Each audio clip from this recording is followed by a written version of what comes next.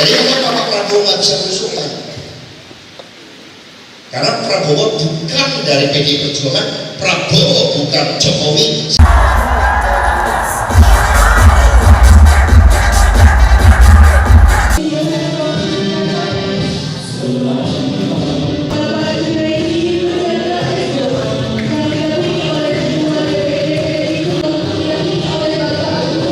Dengan demikian, ketika Golkar melakukan belusukan, Bu Mega, Pak Jokowi dan Pak Ganjar melakukan belusukan, maka ini adalah karakter kepemimpinan ala PDI Perjuangan, saudara-saudara sekalian.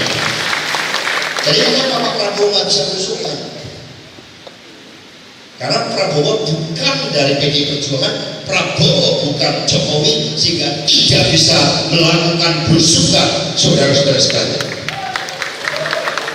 Jadi itu yang disampaikan kepada rakyat, bahwa belusukan ini merupakan karakter dari PDI Perjuangan yang turun ke bawah, sebab kita adalah partai rakyat, betul? Coba kita lihat yang hadir, anak ranting, PAC. Ini kita disatukan karena komitmen yang sama untuk membela Wong Cilik, untuk membela rakyat Marhen. Maka kita adalah partai rakyat.